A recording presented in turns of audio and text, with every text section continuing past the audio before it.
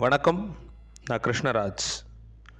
நாம் வசிக்கக்கூடிய இந்த பூமி அப்படிங்கிறது சோலார் சிஸ்டம் அப்படிங்கிற ஒரு அமைப்பில் இருக்குதுன்னு நமக்கு தெரியும். நம்மளுடைய நட்சத்திர குடும்பம் அப்படிங்கிறது நமக்கு தெரியும்.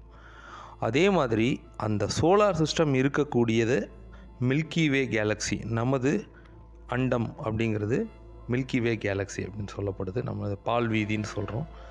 இந்த பால்வீதி மாதிரியே எண்ணற்ற கேலக்ஸிஸ் இருக்குது அப்படிங்கிறத ஜேம்ஸ் வெப் டெலஸ்கோப் நமக்கு வெளிப்படையாக புகைப்படமிட்டே காமிச்சிருச்சு. ஆனால் நமக்கு ரொம்ப அருகாமையில் இருக்கக்கூடிய ஒரு கேலக்ஸி தான் ஆண்ட்ரோமீடா கேலக்ஸி. நம்மளுடைய மில்கிவே கேலக்ஸினுடைய அளவை விட பன்மடங்கு அதிகமான பரப்பை கொண்ட, அதிகமான நட்சத்திர கூட்டமைப்புகளை கொண்ட, அதிகமான கிரகங்களை கொண்ட ஒரு கேலக்ஸி தான் ஆண்ட்ரோமேடா கேலக்ஸி. ஆனால் இந்த ஆண்ட்ரோமேடா கேலக்ஸியும் நம்மளுடைய பால்வீதி மில்கிவே கேலக்ஸியும் கொலைடாக போகுதுங்கிறது உங்களுக்கு தெரியுமா? அதுவும் சாதாரணமாக இல்லை. அந்த மேசிவ் கொலிஷன் அப்படிங்கிறது கிட்டத்தட்ட ஒரு மிகப்பெரிய இம்பேக்ட். நம்ம இன்றைக்கி இரவு வானம்னு பார்க்கணும் இல்லையா? இந்த இரவு வானத்தையே மாற்றி அமைக்க வல்ல ஒரு மிகப்பெரிய ஒரு மோதலாக அது இருக்க போகுது அப்படின்னு சொல்கிறாங்க. ஸோ இதை பற்றி தான் இந்த வீடியோவில் நம்ம கொஞ்சம் ப்ரீஃபாக பேச போகிறோம். இந்த ரெண்டு மில்கிவே கேலக்ஸியும் ஆண்ட்ரோமேடா கேலக்ஸியும் இடிச்சிக்கும் போது அந்த மோதலில் என்ன மாதிரியான விஷயங்கள் நடக்கும்?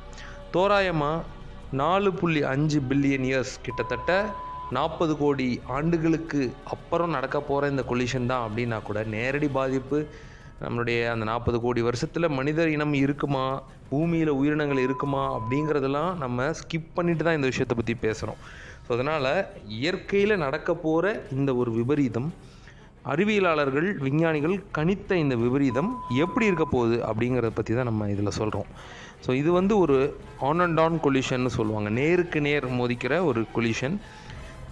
இந்த ஆண்ட்ரோமேடா கேலக்ஸி அப்படிங்கிறது இன்றைக்கும் ஒரு செகண்டுக்கு, நம்ம பூமியினுடைய நேரத்துக்கு ஒரு செகண்டுக்கு 68 மைல் ஸ்பீடில் நம்மளை நெருங்கி வந்துட்டுருக்கு.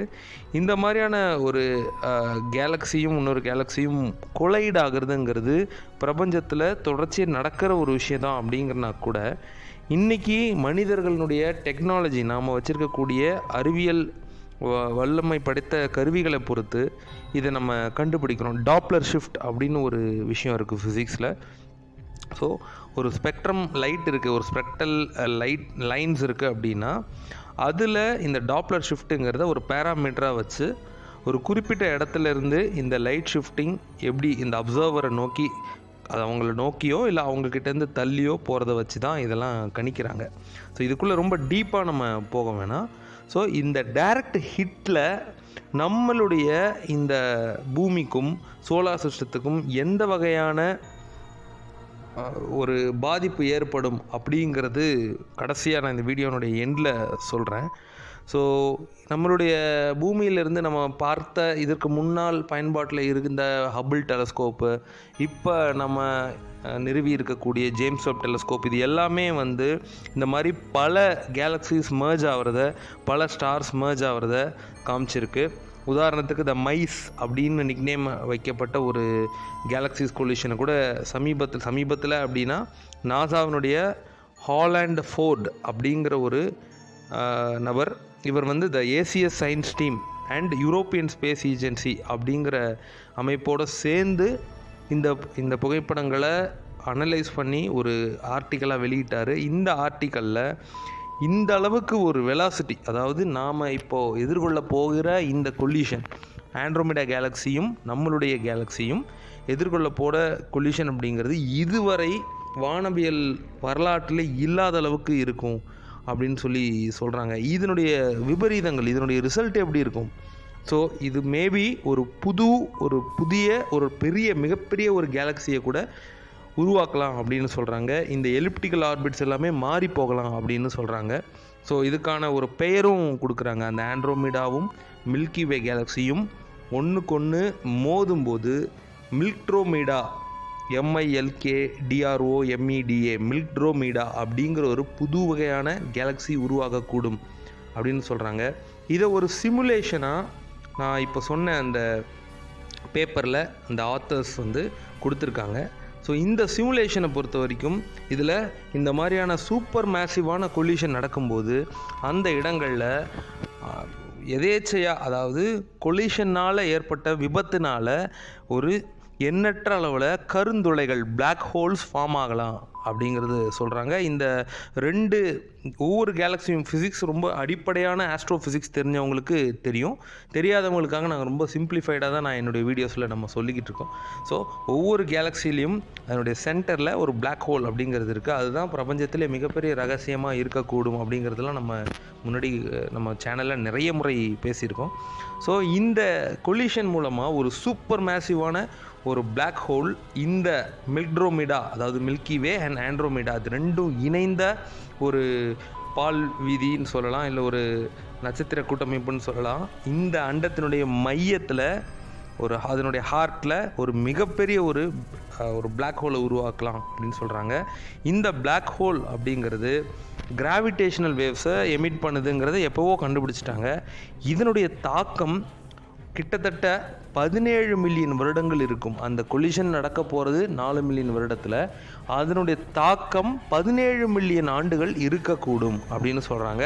அப்போ ஏற்படக்கூடிய அந்த எனர்ஜி லாஸ்னால் புவியீர்ப்பினுடைய அமைப்பு மாறுபடலாம் அப்படின்னு சொல்கிறாங்க. இதையெல்லாம் எப்படி டிடெக்ட் பண்ண முடியும் அப்படின்னா, நாசாவினுடைய the laser interferometer gravitational wave அப்சர்வேட்டரின்னு இருக்குது, சுருக்கமாக லிகோ அப்படின்னு சொல்லுவாங்க. ஸோ இந்த மாதிரியான சின்ன சின்ன மர்ஜிங்ஸை இன்றைக்கும் வான்வெளியில் நம்ம பார்த்துக்கிட்டு தான் இருக்கோம். இந்த பிளாக் ஹோல்ஸு, நியூட்ரான் ஸ்டார்ஸ்னு ஒரு சில விஷயங்கள் இருக்குது.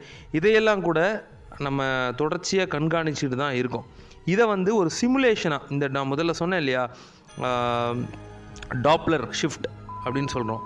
இதில் ஒரு நட்சத்திரம் ஒரு குறிப்பிட்ட அப்சர்வரை நோக்கி வர்றதை நம்ம ரெட் ஷிஃப்ட் அப்படின்னு சொல்கிறோம். தொலைதூரத்தில் போகிறதையும் நோக்கி வர்றதையும் வச்சு ஒரு சிமுலேஷனை உருவாக்குறாங்க. ஸோ இந்த பேப்பரில், இந்த ரிசர்ச் ஆர்டிக்கலில் இவங்க சொல்ல வர்றது, இந்த பாதிப்புகள் அப்படிங்கிறது நம்மளால் கணிக்கவே முடியாத அளவுக்கு இருக்கும், நம்மளால் இதை ஏற்றுக்கொள்ளவே முடியாத அளவுக்கு இருக்கும் அப்படின்னு சொல்கிறாங்க. நம்ம அப்படின்னு சொல்கிறது அறிவியலாளர்களை சொல்கிறோம், பொதுவாக சயின்டிஸ்ட்டை சொல்கிறோம். ஸோ நான் கடைசியாக ஒரு விஷயம் சொல்கிறேங்கிறத சொல்லியிருந்தேன் இல்லையா, அதையும் நான் சொல்லிடுறேன். என்னென்னா, இந்த பாதிப்புகள் நடக்கும்போது நம்மளுடைய பூமி இருக்கக்கூடிய சோலார் சிஸ்டத்துக்கு எந்த விதமான டேமேஜும் வராது அப்படிங்கிறது ஒரு மிகப்பெரிய நகைமுரணாக இருக்குது, ஒரு கான்ட்ரடிக்ஷனாக இருக்குது. ஏன்னா இந்த சிமுலேஷனை வச்சு பார்க்கும்போது இந்த மில்கிவே கேலக்சியில் நாம் இருக்கக்கூடிய ஒரு புள்ளி அப்படிங்கிறது இதே வேகத்தில் சுற்றி சுழன்று கொண்டு இருக்கும்போது அந்த ஆண்ட்ரோமெடா கேலக்ஸி கொடுக்கக்கூடிய இம்பேக்டில் இங்கே இருக்கக்கூடிய இரவு வானத்தில் மாற்றங்கள் ஏற்படலாம். இங்கே இருக்கக்கூடிய கிராவிட்டிலையும் மாஸ்லேயும், நம்ம பிளானட்டுடைய மாஸ்லேயும் மாற்றங்கள் ஏற்படலாம். ஆனால் நமக்கு பேரழிவு நடக்கிறதுக்கான வாய்ப்புகள் ரொம்ப ரொம்ப கம்மி அப்படின்னு சொல்கிறாங்க. இந்த பேப்பர் பற்றி நீங்கள் தெரிஞ்சுக்கணும் அப்படின்னா, future merger of Milky Way with Andromeda galaxy and the fate of their supermassive black holes அப்படின்னு இந்த பேப்பரை நீங்கள் கூகுள் பண்ணி பார்க்கலாம். இதை arxiv.org arxiv.org அப்படிங்கிற வெப்சைட்லையும் நீங்கள் ஃப்ரீயாக படிக்கலாம். இன்னொரு புது சிந்தனை தூண்டும் காணொலியில் சந்திப்போம். நன்றி. உங்களுடைய கருத்துக்களை கமெண்ட்ஸாக கொடுங்க. நன்றி.